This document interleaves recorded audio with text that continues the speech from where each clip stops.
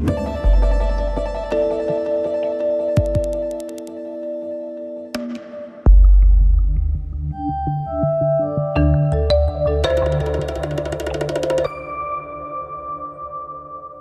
de suite, c'est l'heure de retrouver l'invité des matins. L'invité des matins, c'est Dominique Paillet, le vice-président du Parti radical, qui est aujourd'hui proche de Jean-Louis Borloo, après avoir été longtemps très proche de Nicolas Sarkozy. Hubert Huertas. Dominique Paillet, bonjour d'abord. Et la question, je l'ai déjà posée dans l'édito il y a quelques minutes. Alors, il y va ou il y va pas ? Écoutez, je peux vous dire ce matin que Jean-Louis Borloo y va. Et je ne vous donne pas un scoop. Regardez son cheminement. Il a d'abord été, au printemps dernier, expliqué pourquoi il pensait sur les antennes de France Télévisions.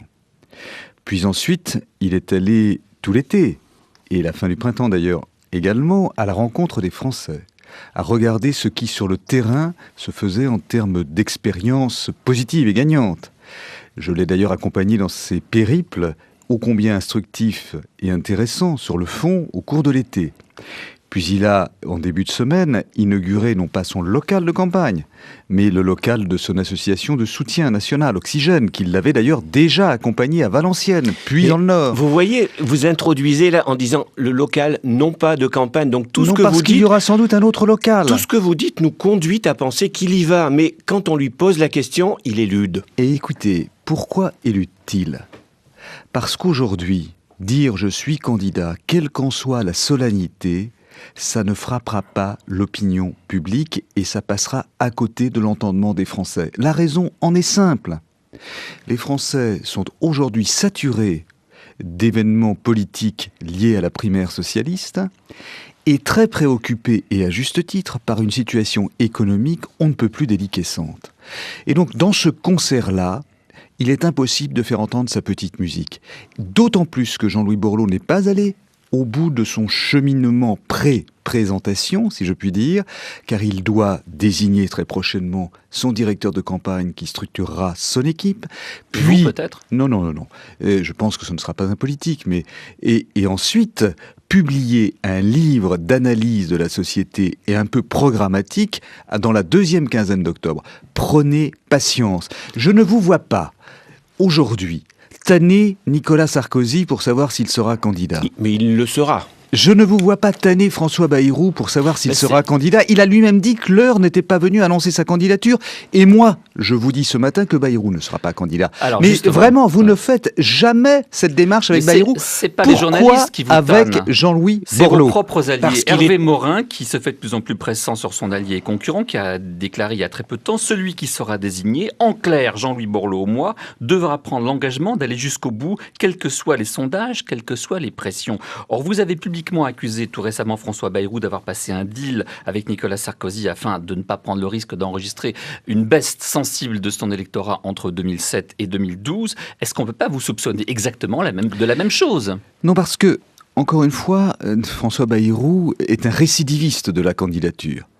Avec un résultat très moyen en 2002, pour ne pas dire assez faible, 7%, et un résultat beaucoup plus honorable, pour ne pas dire tout à fait respectable, en 2007, 2002-2007. S'il y va à nouveau, cette fois-ci, ça ne sera que pour du témoignage. Ça atteindra l'image qu'il a laissée dans l'opinion publique d'un très bon candidat. Et il aura dit des difficultés à jouer 2017, car son objectif est d'être président de la République. Jean-Louis Borloo, ce sera la première fois qu'il sera candidat. Et s'il est candidat, s'il est candidat. Non, attendez, laissez-moi aller jusqu'au bout. S'il est candidat, et donc il sera candidat pour proposer une alternative sociétale. Car il a compris qu'aujourd'hui, dans la crise, l'alternance classique ne résoudra rien. Que fait-il de l'objection qu'on répète en permanence à l'UMP quand on pose aussi cette question ? Parce vous avez beau dire, mais il y a un mystère, Borloo, il y va ou il y va pas. À l'UMP, on dit, mais ce serait un risque fou, ce serait le risque de faire perdre la majorité et de faire perdre peut-être le président de la République dès le premier tour. Le président de la République n'a pas besoin de Jean-Louis Borloo pour perdre. Il est dans une situation extrêmement périlleuse. Il a perdu la quasi-totalité de son électorat centriste. Si Jean-Louis Borloo n'est pas sur l'échiquier politique, sur la ligne de départ présidentielle, alors cet électorat centriste, pour peu que François Hollande soit désigné par les socialistes, ira directement dès le premier tour sur le candidat du parti opposé. Un dernier point, et puis on va continuer. On ne va pas passer la journée sur ira-t-il ou n'ira-t-il pas. Non, d'autant que je vous dis, il ira. Donc, alors justement, je voulais compléter, pour compléter votre réponse, ce que vous nous dites là, c'est votre opinion ou c'est Jean-Louis Borloo qui vous l'a dit? À chaque fois que nous rencontrons Jean-Louis Borloo, quand je dis nous, c'est son entourage immédiat, à chaque fois, il nous confirme qu'il sera candidat. Il va encore le faire à la sortie de cette émission, puisque je le rejoins dans un séminaire de réflexion, comme nous en avons un toutes les semaines, sur le projet. Et bien évidemment, je pense qu'il est assez heureux, de manière, j'allais dire intime, assez heureux d'imaginer que les journalistes n'ont que cela à faire, mais ça le met au centre des interrogations. Alors, entourage immédiat, ça me fait rebondir sur la question que je voulais vous poser, Dominique Paillet, parce que dans mon expérience passée de journaliste, quand on cherchait pour un débat un porte-parole de l'UMP, vraiment proche de l'Élysée, proche de la source, pour intervenir dans un débat, donc on avait le choix entre deux personnalités qui étaient, on va dire, soit le style un peu offensif du pitbull de Sarkozy, Frédéric Lefebvre, soit, selon qu'on voulait au contraire quelqu'un de plus maniéré, de plus polissé, de plus urbain, mais plus ironique, rond, de plus rond. On avait Dominique Paillet. On avait vraiment le choix, c'était très bien pour monter des débats. Et tout à coup, on apprend que l'un des deux a quitté le navire, sans jamais abandonner le Parti radical. Vous étiez quand même devenu vice-président, puis porte-parole de l'UMP, conseiller personnel de Nicolas Sarkozy. Et voilà que depuis quelques mois, vous n'avez pas de mots assez assassins pour dénoncer le président de la République. Alors, quelles sont les causes de cette rupture ? Eh bien, depuis quelques mois, le président de la République a changé radicalement de trajectoire politique et de positionnement sur l'échiquier. Il sait, avec l'ensemble de l'UMP, qui aujourd'hui n'est assimilable qu'à la droite populiste qui se dit populaire ou à l'ultralibéralisme de Jean-François Copé, il a, avec l'UMP, fait un virage terriblement droitier. Je le lui ai dit, et ce virage-là, je ne souhaite pas l'assumer personnellement parce qu'il ne correspond pas à mes convictions. Vous êtes sûr que c'est... Vous êtes sûr que ça a commencé avec le discours de Grenoble. Ça n'a pas commencé avec le discours de Grenoble, ça a commencé en 2007. Le ministère de l'Immigration, il contenait déjà tout ça. J'ai co-rédigé le projet, j'assume l'intégralité du programme. Je n'ai rien à redire. Ce programme était équilibré, il y avait 7 dispositions, mais il y en avait d'autres, sociales, justes, équitable pour l'ensemble de la population. C'était un projet auquel j'ai contribué très largement, comme d'autres. Nous étions une douzaine autour de la table. Chacun l'a en mémoire. Il y avait un certain nombre de points qui faisaient déjà question et déjà débat. Faisaient question. Il ne me choquait pas. L'esprit dans lequel nous les avions couchés sur le papier et mis en œuvre n'avait pour moi rien de repoussoir. Donc j'assume tout. Mais à partir du discours de Grenoble, cette exacerbation, de la xénophobie, cette volonté de diviser, de stigmatiser, a franchi des limites qui n'étaient pas pour moi acceptables. Et progressivement, je l'ai dit au président, j'ai quitté le porte-parole de l'UMP, d'autant plus qu'avec Jean-François Copé, il y a évidemment, comme vous le savez, un fossé idéologique. Et je me suis donc mis en réserve. On m'a, très gentiment, alors que je ne demandais rien, demandé d'assumer la présidence de l'OFI. Ma première réaction sur ces sujets-là a été de me mettre en opposition avec un certain nombre de dispositions que le gouvernement voulait mettre en place. Vous l'avez dit à l'époque. J'ai défendu mes convictions, je n'ai rien à ajouter. Et encore une fois, le virage à droite, ça n'est pas moi qui l'ai fait, c'est Nicolas Sarkozy et l'UMP. Vous pensez que l'opposition dans laquelle vous vous êtes senti, c'est Dominique Paillet ou bien... Il y a un grand nombre de personnes dans l'électorat que vous pouvez représenter, cet électorat centriste, et vous êtes convaincu que cet électorat, au bout du compte, ne va pas rejoindre le seul capitaine qui puisse gagner les élections. C'est ce qu'on dit à droite, et il paraît que c'est Nicolas Sarkozy. Écoutez, moi je ne suis pas sûr, aujourd'hui, à l'heure à laquelle nous parlons, que Nicolas Sarkozy soit en mesure de gagner les élections et surtout d'être le leader de droite à l'issue du premier tour. Il a été élu avec 53% des voix en 2007. Sur un projet qui était rassembleur. Ce score est un score intéressant, mais il faut le remettre dans le contexte. Il avait face à lui une candidate qui n'était pas crédible, je persiste et je signe, et les sympathisants de gauche le démontreront lors de la prochaine primaire. Il avait réussi par son dynamisme à capter un certain nombre d'électeurs de gauche qui étaient séduits par cette personnalité qui en voulait si vous me permettez l'expression, et qui était présenté comme réformiste. Il avait réussi à attirer à lui des électeurs qui étaient des électeurs des classes populaires, mais qui avaient compris qu'il était peut-être à même de récompenser leurs efforts quotidiens et difficiles dans le cadre professionnel, notamment par une augmentation du pouvoir d'achat. Bref, il avait agrégé à lui au-delà de sa famille naturelle. Et tout ça, c'est fini, pensez-vous? Ça, c'est fini, mais pire encore, sa famille naturelle, pour partie, le lâche. Parce que son mode de gouvernance, son comportement, dès le départ, ont choqué cet électorat. C'est un terrible réquisitoire tout de même pour quelqu'un qui a cheminé et, comme l'a dit Brice tout à l'heure, était le porte-parole. L'amitié n'empêche pas la lucidité. Nicolas Sarkozy, quelles que soient les crasses qu'il puisse me faire aujourd'hui, restera pour moi un ami. J'ai cheminé avec lui et j'ai vécu une belle aventure. Et s'il était en situation d'être réélu, je me battrais pour qu'il le soit au second tour.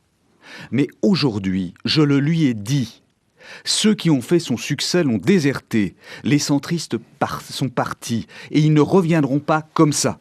Pas d'un claquement de main, même s'il a un accord avec François Bayrou. Alors, il y a toujours eu dans ce pays deux droites, l'une populaire et autoritaire qui veut conforter l'autorité de l'État et qui se méfie donc des corps intermédiaires et des autorités supranationales comme l'Union européenne, et puis une autre qui mêle libéraux, démocrates, chrétiens, radicaux comme vous et qui plaide plutôt pour la décentralisation et l'intégration européenne. Ces deux droites, par la Constitution, elles sont obligées de s'unir au deuxième tour, c'est la bipolarisation, mais la question est tactique. Les deux familles ont-elles intérêt à fusionner afin de passer en force le barrage du premier tour? Et c'est sur la base de cette analyse que Sarkozy a poussé à la création de l'UMP en 2002, qui était une fusion du RPR et de l'UDF. Et puis il y a l'autre, la tactique qui vise à ratisser large en laissant les deux composantes présenter leur propre candidat au premier tour. Manifestement, vous préférez cette option-là. Mais est-ce que, ce faisant, vous ne prenez pas le risque, comme le disait à l'instant Hubert Huertas, d'un 21 avril à l'envers? Si Borloo obtenait un score très élevé, ça ne peut être qu'au détriment de Sarkozy. Et du coup, Marine Le Pen augmente ses chances de figurer au second tour. Vous imaginez ensuite les règlements de compte qui auront lieu à droite pour les législatives? Alors, pour les règlements de compte, quel que soit le résultat des présidentielles, vous aurez votre dose, si vous me permettez cette trivialité. Au lendemain de l'élection du deuxième tour des présidentielles, quel que soit le résultat. Il paraît qu'on en a déjà une dose. Vous avez vu le nouvel observateur de cette semaine, les flingueurs, c'est à la une. Oui, enfin je ne sais pas, vous avez vu comment se sont déroulées les universités d'été. C'est vous dire à quel point il y a des fractures, comme je l'ai dit, des canyons à l'intérieur de l'UMP, entre les uns et les autres, ou les sensibilités qui peuvent s'exprimer. Je voudrais revenir sur votre propos. Jean-Louis Borloo, dans les sondages aujourd'hui, qui est crédité de 7, 8, 9%, ne prend qu'un point à Nicolas Sarkozy. Un point. Toutes les études d'opinion confirment que le reste de l'électorat Borloo ne votera pas Sarkozy. En tout cas, pas au premier tour, quoi qu'il advienne. Donc ça n'est absolument pas affaiblir Sarkozy. Deuxième remarque, un président sortant, crédité de 23% ou 24% dans les sondages. Vous vous rendez compte ? Mais c'est un aveu formidable de désertion populaire. Ce ne sont que des sondages, dit-on. Ce ne sont que des sondages, mais je vous rappelle que Valéry Giscard d'Estaing, qui était bien au-delà, n'a pas réussi non plus à boucler son second tour en 81. Donc, encore une fois, il y a deux droites, comme vous le dites, dans la vie politique française. Tactiquement, la création de l'UMP a été excellente, à un moment précis de notre histoire. Mais la résurgence des divergences, des différences entre ces deux droites est inéluctable. Et d'ailleurs, excusez-moi, elle arrange le président de la République. Imaginons Nicolas Sarkozy. C'est pas sa tactique, hein. Non mais, il peut peut-être réfléchir. Je l'invite à être, non pas réactif, mais à essayer de gagner un peu de sérénité dans l'analyse. Mais c'est ce qu'il fait, hein. C'est vous ce avez qu'il vu fait comme il se comporte. avec François Bayrou. C'est ce qu'il fait avec François Bayrou, il a compris. Imaginons Nicolas Sarkozy réélu en 2012. Que va-t-il se passer aussitôt? C'est la guerre de succession qui s'ouvre d'une manière évidente, puisque 2017 lui sera interdit. Il y aura donc non plus une UMP unie, mais des écuries présidentielles qui iront peut-être jusqu'à l'éclatement du parti. Pour pouvoir être tranquille, pouvoir gouverner, avoir sur sa majorité suffisamment de poids, Nicolas Sarkozy est obligé d'équilibrer.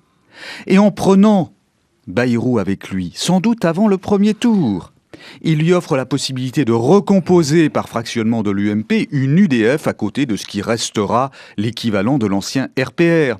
Et ainsi, il a une majorité divisée, équilibrée, sur laquelle il peut régner et être un peu plus efficace dans l'action. Donc, vous souhaitez et vous pensez que tactiquement, y compris dans l'intérêt de Nicolas Sarkozy, il serait bon que l'UDF ou quelque chose comme l'équivalent de l'UDF revienne et réexiste. Je le crois. On a vu que le monolithisme UMP, lorsqu'il y a dérapage à la tête du parti, droitisation, conduit à la situation que nous connaissons aujourd'hui. Pour tout de suite, c'est notre invité du jour. Notre invité du jour, donc Dominique Paillet, le vice-président du Parti radical, qui nous explique les causes de sa rupture avec Nicolas Sarkozy et de son ralliement à Jean-Louis Borloo. Alors, commençons par l'offre quelque peu pléthorique, vous me permettrez, qui existe en ce moment au centre. Borloo, Bayrou, Morin. On accuse pas mal Borloo de piquer ses idées chez Bayrou. Celui-ci, comme il ressort de son livre, fera campagne sur 2 thèmes. Un thème de gauche, l'école, un thème de droite, copier les réformes allemandes pour rétablir la compétitivité économique et l'industrie. Borloo, on le voit, embraye tout de suite sur l'école, mais là où Bayrou se montre sans doute plus audacieux que Borloo, si vous me le permettez, c'est en prônant une TVA sociale relevée de 2 points, la suppression de toutes les niches fiscales, des sacrifices sérieux dans les budgets non seulement des administrations, mais aussi des collectivités territoriales, alors que votre Borloo, à vous, Dominique Paillet, se contente de mesures quelque peu indolores, comme une taxe Tobin, évidemment, sur les transactions financières, tout le monde sera pour, la baisse des rémunérations des ministres et des parlementaires, tout le monde sera pour. Tout ça est très gentil, mais c'est un peu faible. Je suis obligé de vous interrompre, car je ne peux pas ne pas tenter de rétablir à ce micro la vérité des faits. François Bayrou découvre l'éducation nationale, il a été ministre, et c'est son seul ministère. Pendant de nombreuses années, il n'y a fait aucune réforme.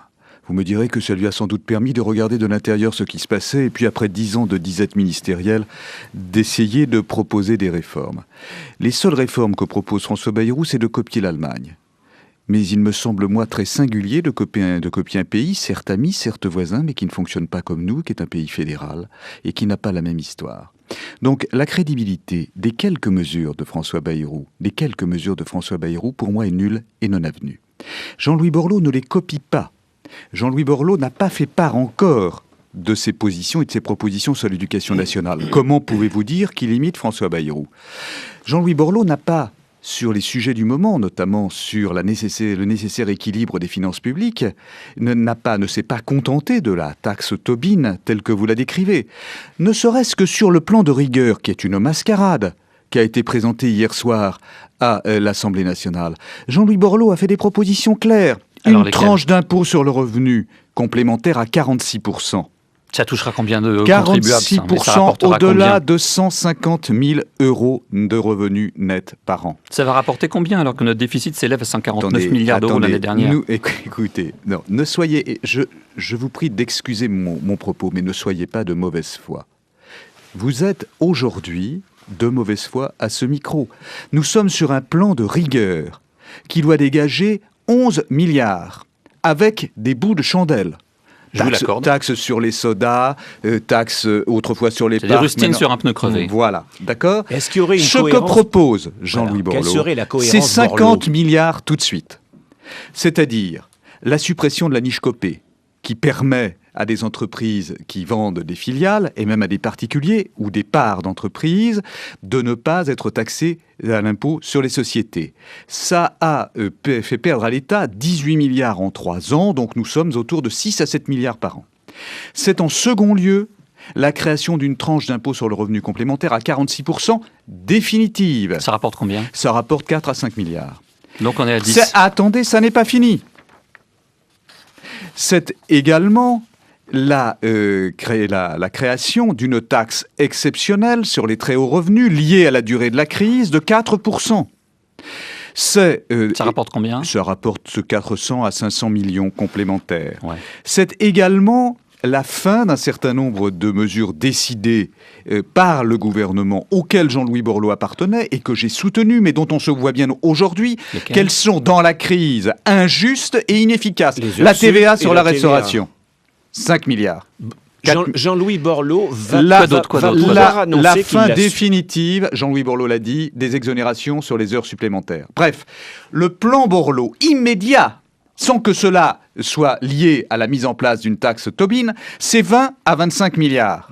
Et il nous en manque 149 tous les ans. Mais attendez, là c'est sa réaction au plan de rigueur, qui est un plan de 10 à 11 milliards. Et encore, Donc, Jean-Louis Borloo a pris la mesure de l'urgence et il propose des dispositions qui permettent d'économiser immédiatement et de faire rentrer d'ailleurs par la même occasion des recettes complémentaires à hauteur de 25 milliards. Et pour le reste, il vous présentera son architecture de refonte fiscale et de fonctionnement de l'État à l'occasion notamment de la présentation de son ouvrage que je vous ai indiqué être pour la fin du mois d'octobre. Donc, je vous en supplie, pas de désinformation. Jean-Louis Borloo ne copie personne. D'ailleurs, ça ne sert à rien de copier Bayrou. Vous auriez mieux copier directement l'Allemagne, vous l'avez dit vous-même. Bayrou n'a d'idée qu'en copiant celle de l'Allemagne de Mme Merkel. Donc, Jean-Louis Borloo a un projet de société, il l'affine, il l'a dit hier au micro de vos confrères de France Télévisions, il le présentera en temps et heure, il n'y aura pas de copie, c'est à la fois une nouvelle gouvernance, une nouvelle approche de la société et des mesures de fond. Hubert Virtas. Oui, une petite parenthèse, il ne peut pas y avoir de désinformation à ce micro dans la mesure où vous êtes l'invité, où naturellement, si nous affirmons un certain nombre de choses, c'est pour que vous apportiez la contradiction. Et vous avez vu à quel point vous me faites réagir. Je réagis toujours devant la justice, quelle qu'en soit la forme. Et voilà, c'est un peu notre travail de vous faire réagir. Il est très réussi ce matin. Bien, merci beaucoup du compliment. Alors, je voulais vous avez énuméré un certain nombre de mesures que Jean-Louis Borloo allait prendre et qui sont quelquefois des mesures plus difficiles à mettre en œuvre qu'à annoncer. Vous pensez vraiment que Jean-Louis Borloo pourra rentrer dans n'importe quel bar, restaurant de France et affirmer « je reprends la TVA » vous me faites effectivement sourire et même rire. Je prie les auditeurs de m'en excuser. Oui, la réponse est oui. Parce que Jean-Louis Borloo ne souhaite pas être candidat pour faire carrière, il souhaite être candidat pour changer les choses. Il sera donc le candidat du changement juste. Et peu lui importe ce qu'il adviendra de lui derrière. Il a une idée fondamentale qui est celle de rétablir la justice dans ce pays. Il estime qu'il y a, pour y parvenir, des mesures qui doivent être prises au niveau européen. Il appartient à la droite et au centre européen. Et d'autres mesures qui n'ont pas besoin de l'accord de Bruxelles, mais que nous pouvons nous-mêmes mettre en œuvre en ne dépendant de personne. Ces mesures-là exigent du courage. Jean-Louis Borloo viendra devant les électeurs avec ce courage-là. Il ne viendra pas devant les électeurs pour faire carrière, il viendra devant les électeurs pour changer le pays. Vous parlez de courage, alors donc devant les électeurs et potentiels, et donc devant les auditeurs. Il y a quand même une sorte de mystère. Pourquoi est-ce que Jean-Louis Borloo a approuvé ce qu'il désapprouve aujourd'hui ? La TVA, les heures supplémentaires, la niche Copé, il a vécu avec elle. Comment ça s'explique cela ? De la même manière que je viens de vous indiquer que je partage cette idée de la nécessité de les remettre en cause. Pour une raison très simple. Quand nous sommes arrivés au pouvoir en 2007, nous étions en phase d'expansion économique, de croissance. Ces mesures-là étaient des mesures François Fillon disait pays en faillite déjà. Extrêmement utiles. Nous avions une croissance. Je ne vous dis pas que les finances publiques étaient dans le vert. Je vous dis que nous avions de la croissance. Le leitmotiv de la campagne électorale de Nicolas Sarkozy pour rétablir une certaine justice sociale, c'était de permettre à ceux qui voulaient travailler plus de le faire pour gagner plus. La préoccupation de nos concitoyens à cette époque-là, c'était, et c'est toujours la même aujourd'hui d'ailleurs, l'augmentation du pouvoir d'achat. Nous étions moins sur la nécessité de créer des emplois que de satisfaire une aspiration légitime à l'augmentation du pouvoir d'achat. Ce que nous avons mis en place, et notamment à travers la loi TEPA, participait de cette idée. Et c'était à l'époque une très bonne idée. Le fait de diminuer la TVA sur la restauration, donnant ainsi satisfaction à une revendication légitime, nous l'avons soutenu parce qu'il y avait des contreparties que la profession s'engageait à tenir. Elle dit qu'elle les a tenus. Oui, sauf que tous les rapports un tout petit peu objectifs estiment que justement ces objectifs ne sont pas atteints. À partir du moment où vous faites ce constat-là, vous avez un devoir, c'est de vous remettre en cause. Si vous ne le faites pas, vous êtes coupable. Donc, nous nous remettons en cause, car ce pays a besoin de vérité. Et la vérité, ça n'est pas travestir les chiffres de la réalité, c'est les mettre sur la table. Et c'est la raison pour laquelle Jean-Louis Borloo, comme moi-même, souhaitons revenir sur ces mesures. C'est très simple, Hubert Huertas. On ne peut pas nous reprocher de pratiquer la langue de bois. On ne peut pas nous reprocher de ne pas regarder ce que nous avons fait et de ne pas nous remettre en cause. Alors je ne sais pas si on peut vous le reprocher, mais ce que vous dites est la tonalité très oppositionnelle de votre propos depuis 8h moins le quart, ravira peut-être les socialistes. Alors on va peut-être un petit peu changer de viseur. On a beaucoup parlé de Nicolas Sarkozy. Nos socialistes, je parle de nos socialistes, les socialistes que nous observons. Vous avez entendu peut-être en partie hier le discours de Martine Aubry. Vous avez peut-être vu François Hollande à la télévision. Il paraît qu'ils ont le vent en poupe. Est-ce que vous considérez que ils ont maintenant compris ce qu'était la crise et qu'ils ont une compétence, ils ont acquis une compétence sur le plan économique? Non, écoutez, moi je ne dirais pas que les socialistes ont le vent en poupe. Je dirais que Nicolas Sarkozy a le vent contraire. Et que c'est par défaut que les socialistes connaissent souvent un regain d'opinion favorable dans l'opinion publique. Et il est temps pour Nicolas Sarkozy, il est encore temps pour Nicolas Sarkozy de changer de cap et de se montrer rassembleur. Cela étant dit, les socialistes n'ont jamais rien prouvé.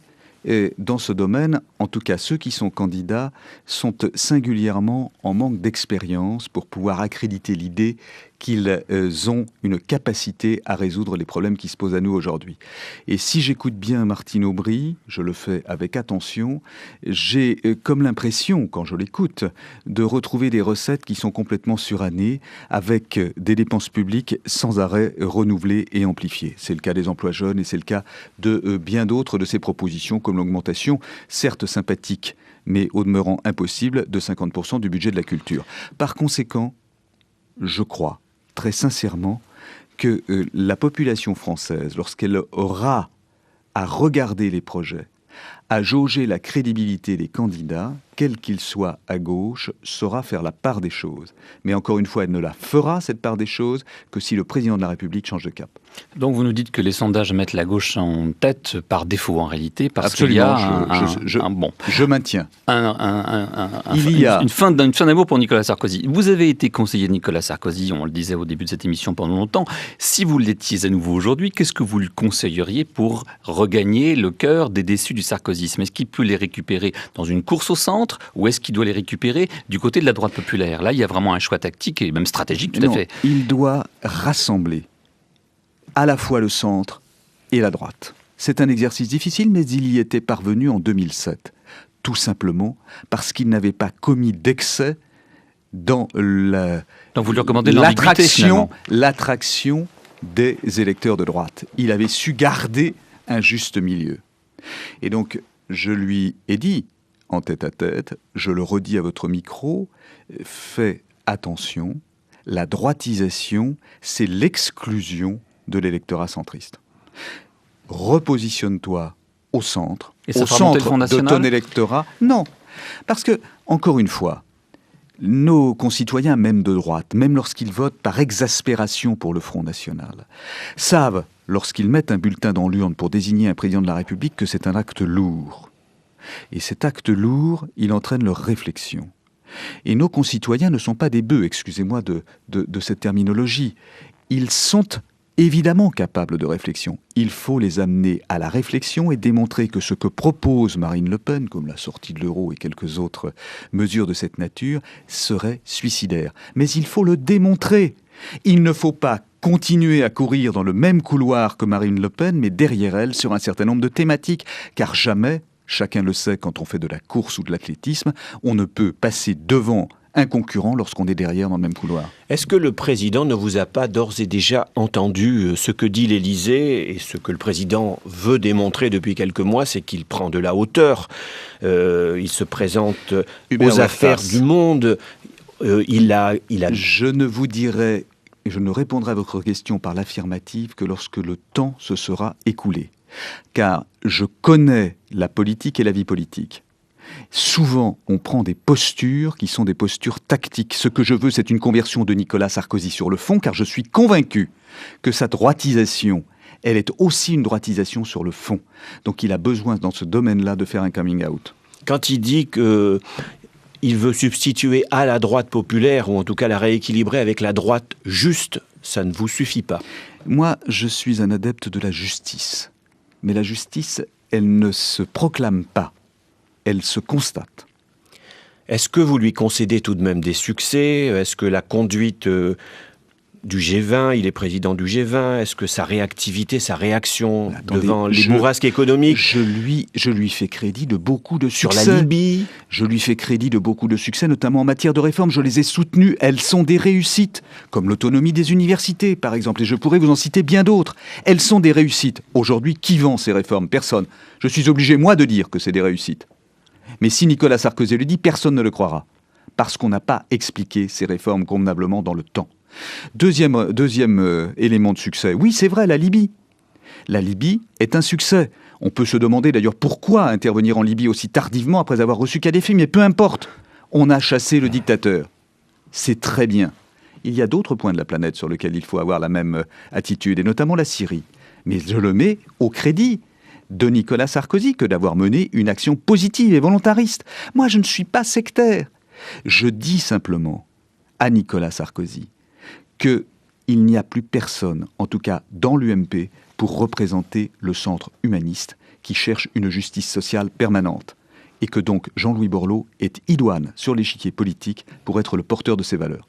Est-ce qu'il n'y a pas une leçon à tirer du passage au quinquennat qui fait qu'on a vu un hyper-président s'occuper de tout en interne et finalement déserter quelque peu le front international, l'abandonnant parfois à des ministres qui commettaient quelques gaffes, comme on l'a vu face à la révolution tunisienne? Est-ce qu'une des leçons à tirer de cet échec de Nicolas Sarkozy, en tout cas c'est ce que vous constatez, vous diagnostiquez, est-ce qu'une des leçons à tirer, ça ne serait pas précisément que le président, comme autrefois, s'occupe un petit peu plus de ce qu'on appelait autrefois le domaine réservé et laisse un petit peu plus d'espace à son Premier ministre? Écoutez, non, je crois que ça tient à la personnalité de l'actuel président, qui est un président hyperactif et qui a besoin d'être sur tous les fronts.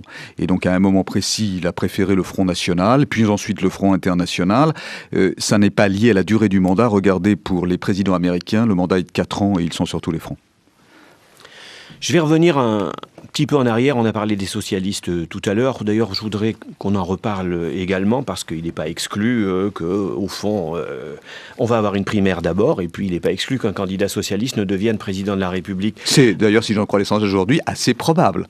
Possible. Il ne faut pas dire probable quand on parle de sondage. Il faut dire qu'aujourd'hui, donc nous verrons bien. Alors, en ce qui concerne ces primaires, au fond, est-ce qu'elles ne vous font pas envie? Est-ce que si les primaires étaient organisées à droite, ça ne réglerait pas tous ces problèmes? Jean-Louis Borloo serait candidat et basta. Écoutez, moi je vais vous dire, je n'ai jamais critiqué cette expérience de primaire. J'attends de voir comment ça va se dérouler, in fine, car le ton commence à monter. Ce matin dans le Figaro, Madame Royal est un peu agressive, c'est le moins qu'on puisse dire à l'encontre de ses concurrents. Mais si ces primaires se soldent par une réussite, c'est-à-dire une tenue des candidats qui restent dignes, et une participation qui soit importante, au-delà du million en tout cas, alors je dirais que c'est une réussite, et évidemment là, ça me fera très envie.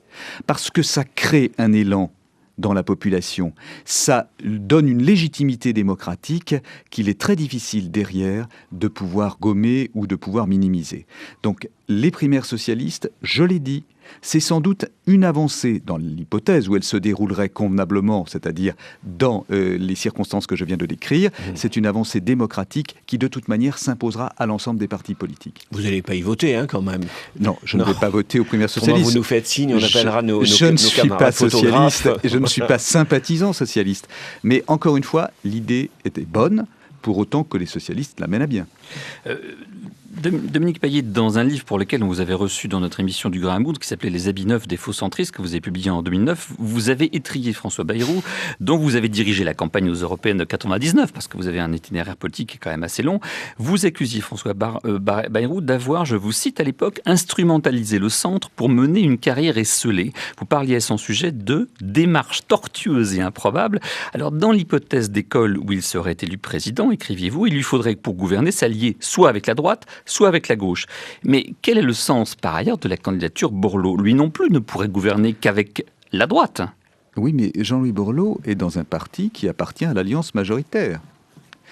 Il a des alliés au centre, dans le cadre d'une confédération qui se met en place, qui s'appelle l'ARES, et l'Alliance républicaine écologique et sociale, et qui sont composants de la majorité. Eux aussi dans la majorité. Donc, je ne comprends pas le sens de votre question. François Bayrou n'a pas choisi en 2007 au deuxième tour. Il était ailleurs. C'est pour ça qu'il a perdu toutes ses troupes. Parce que ses troupes se situent dans la majorité présidentielle. Eh bien, pour Jean-Louis Borloo, il n'y a pas d'ambiguïté. C'est l'heure de 18h35, c'est l'heure de retrouver le coup d'œil sur les titres de la presse de Thomas Cluzel. Bonjour Brice. Bonjour Thomas. Alors ce matin j'ai choisi pour vous le Nouvel Obs qui est paru aujourd'hui avec en titre à la une « Les flingueurs, comment l'Élysée met au pas ceux qui dérange. Ah bah Dominique Payet, ça vous concerne très directement.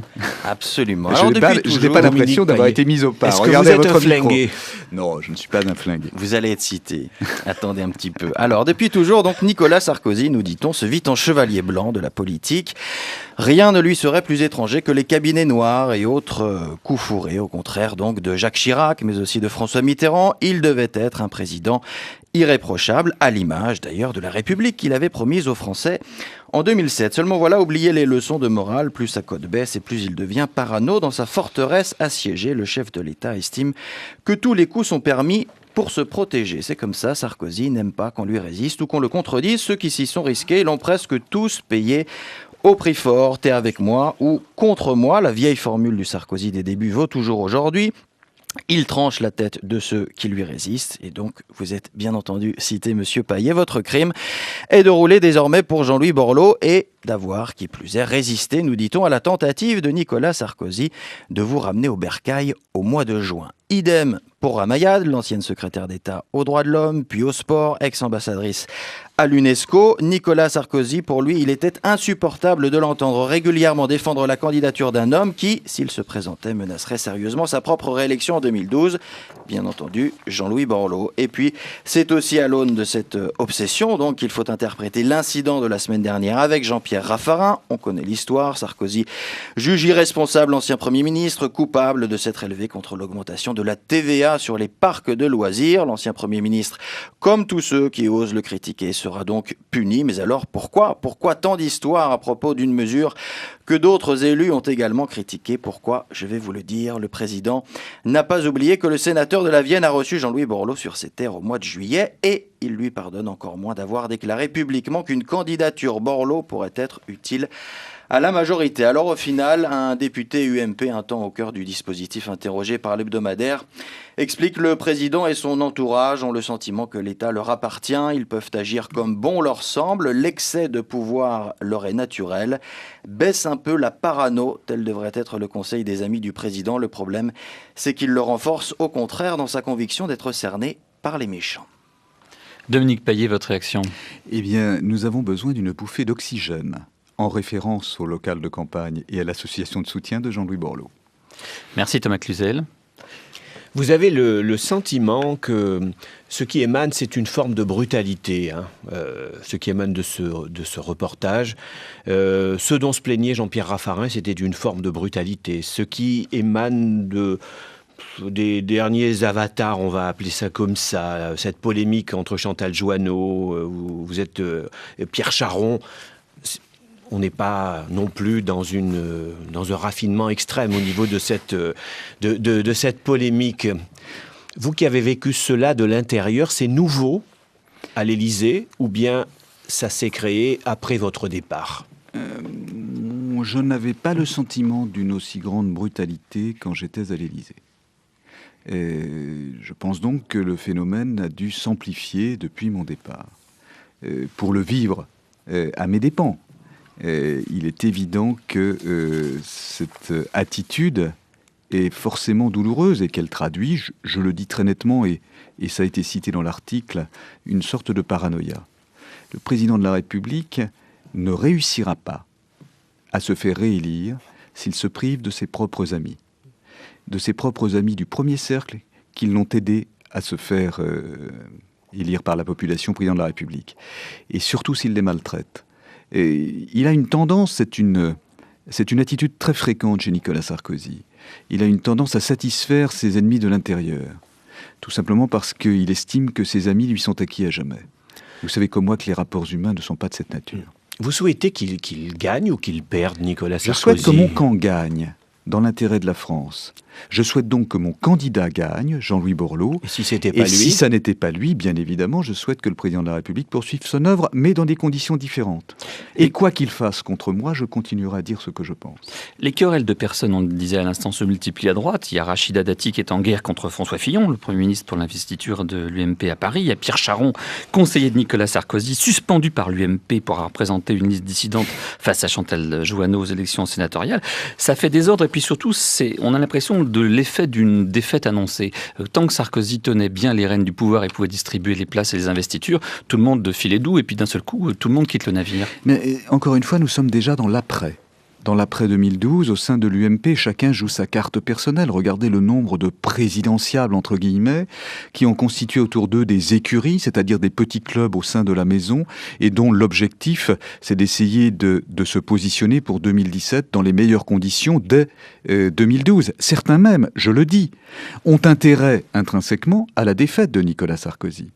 Il s'est entouré de ses meilleurs ennemis. Vous pouvez donner des noms ? Oui, bien sûr. Jean-François Copé ne peut pas imaginer être élu en 2017 en agissant comme un mauvais clone de Nicolas Sarkozy si ce dernier est élu en 2012. Je n'imagine pas les Français... Donc Copé souhaite la défaite en 2012 ? Écoutez, il va le démentir lorsqu'il aura vent de ses propos. Mais je ne vois pas comment, sincèrement, dans un schéma clair d'analyse de la situation, on peut imaginer qu'il y a un intérêt. Imaginons Nicolas Sarkozy, je vous l'ai dit tout à l'heure, réélu. C'est la guerre immédiate entre la génération Copé et les quelques 5 ou 6 qui s'imaginent avoir le potentiel présidentiel, puis la génération qui vient derrière et qui n'est pas non plus à écarter et qui est bourrée de femmes et d'hommes de talent. Pécresse, Barouin ? de Laurent Wauquiez, je parlais des quarantenaires, de Laurent Wauquiez à Nathalie Kosciusko-Morizet. Barouin, Xavier Bertrand, etc. sont de la génération de Copé. Sans oublier qu'il y a encore François Fillon qui peut revenir. Bon. Donc si vous voulez, c'est une division assurée des écuries personnelles garanties. Nicolas Sarkozy a intérêt à ce que l'UMP ne soit plus la seule composante forte de sa future majorité. D'où ce que je vous explique, un deal clair avec François Bayrou. Jean-Louis Borloo, vous nous le dites depuis le début de cette rencontre et de cet entretien, va annoncer sa candidature et pour vous... mais quand je dis va, c'est pas demain matin, je vous ai donné un timing. Mais justement, dans le délai, est-ce que Jean-Louis Borloo attend les élections sénatoriales? Est-ce qu'il est permis de penser, au fond, que sans le centre, le Sénat peut vraiment basculer? Est-ce qu'il y aurait quelque chose comme un échange je t'aide au Sénat, mon cher président, et toi, tu acceptes ma candidature et on fait plus d'histoire et tu ne me coupes pas les vivres avec l'UMP? Non. D'abord, non, pas du tout. Non. D'abord, personne ne peut dire ce qu'il va advenir des élections sénatoriales du 21 septembre. En tout cas, le centre, il n'y a que le centre pour sauver la droite au impératif. Nous avons un impératif, c'est de ne pas jeter d'huile sur le feu des divisions déjà nombreuses qui existent à l'occasion de ces élections. Je rappelle que les divisions ne sont pas seulement le fait de dissidents, tels que vous m'avez cité quelques noms tout à l'heure, mais en Moselle, par exemple, il y a 2 listes UMP patentées, c'est-à-dire autorisées. Oui. Dans le Val d'Oise, il y a 2 listes UMP autorisées. Comment l'électeur peut-il s'y retrouver? Donc, ne pas jeter d'huile sur le feu avant les sénatoriales. D'une part parce que nous ne voulons pas être accusés d'être des troublions, et deuxièmement parce que nous souhaitons concourir à garder à notre majorité le Sénat, et si possible à Gérard Larcher. Donc c'est une première réponse. Pas d'accord de ce côté-là, mais une grande responsabilité de notre part. Deuxièmement, pas d'accord sur quoi que ce soit d'autre. Nous continuerons à cheminer vers la présidentielle en appliquant le calendrier qui est le nôtre. Mais c'est un calendrier responsable. Et donc, nous nous adresserons aux Français, mais nous n'entraverons pas la démarche de nos partenaires. Autrement dit, on peut s'attendre à ce que la guerre à droite démarre tout de suite après les élections sénatoriales, parce que vous avez besoin des soutiens de l'UMP pour placer vos sénateurs radicaux. Je vous ai dit qu'il n'y aura pas de guerre. Nous ne nous mettons pas dans cet état d'esprit. Si Nicolas Sarkozy pense, par paranoïa, que nous sommes contre lui, eh bien, tant pis, ça n'est pas le cas. Nous sommes dans la majorité, nous souhaitons élargir cette majorité, mais nous ferons une campagne sur nos thématiques, avec un rythme qui sera le nôtre, et avec des propositions qui seront véritablement très différentes de celles que pourra proposer le président sortant. Tout à l'heure, en parlant de François Bayrou, c'était un petit peu avant 8 heures, on avait l'impression, entre les lignes, que vous nous annonciez un accord entre lui et le président de la République. C'est des idées, effectivement, là qu'on a déjà entendues, mais pourquoi avez-vous cette conviction ? Écoutez, d'abord, je ne vous annonce pas officiellement un accord. Non, bien sûr, vous ne pouvez pas, pas, mais voilà. C'est lui qui l'annoncerait dans ce cas-là. Simplement, je note un certain nombre d'éléments qui sont pour moi assez parlants. Des indices concordants. Voilà, comme on dit dans les enquêtes de police. D'abord, il a été reçu par 2 fois cet été par Nicolas Sarkozy. Une fois officiellement, le 25 juillet, sans motif apparent. Rencontre républicaine, oui, dit François mais pourquoi Bayrou. Avec un seul chef de parti ? Pourquoi Il y a 2 personnalités qui ont été reçues cet été. Dominique de Villepin et François Bayrou. Bien. Deuxième élément, François Bayrou a sorti un livre récent dans lequel il émet 1 ou 2 idées. Un des rares livres politiques de cette rentrée qui vendent. Qui marche bien. J'en suis heureux pour lui. À relever. Il y émet quelques idées, 2 pages. 2 pages seulement de prose un tout petit peu incisive à l'encontre de Nicolas Sarkozy. C'est vrai qu'il est moins agressif ce qui, par rapport à ce que nous avons connu, est une évolution à noter. A priori, il les avait payées, ces pages dans lesquelles il se payait le président de la République. Troisième. Oui, enfin, je veux dire, quand on a des convictions, on paye plusieurs fois. Et quand on est à sec, eh bien, je ne sais pas, on se bat quand même. Troisième élément. Il a fait 18%, je l'ai dit, lors de l'élection présidentielle de 2007. C'est un très bon score, et je dois dire que c'est sans doute un des meilleurs scores centristes sous la Ve République, si l'on accepte Valéry Giscard d'Estaing. Ce score lui permet d'avoir une aura, une crédibilité, une respectabilité dans l'opinion. Il fait suite à ces 7% de 2002. S'il est candidat en 2012, il ne pourra pas faire 18%. Nous ne sommes plus dans la même configuration. Et donc, le score qu'il fera, s'il le situe en 5e, 6e, 7e position, l'affaiblira complètement. Et 3 tentatives à la présidentielle, sans avoir un seul succès, cela vouerait de la carte politique, en tout cas des poids lourds de la carte politique. Par ailleurs, il n'a pas de moyens, son parti est exsangue. Il n'a pas de moyens financiers, mais il n'a pas de troupes, puisque tout le monde est parti. C'est très insuffisant pour faire une campagne présidentielle. Donc il va se rallier pour vous. Donc, s'il veut jouer désormais 2017, il se rallie à Nicolas Sarkozy avant d'aller se compter sur le terrain, en échange de quoi Nicolas Sarkozy lui permet de reconstituer l'UDF de l'ancienne période. Et d'ailleurs, il s'y emploie puisqu'il a une université d'été qui va se dérouler dans les prochaines semaines, à laquelle ne sont invités que les poids lourds de l'UMP, Méhaignerie, Daubresse, etc., qui sont des centristes.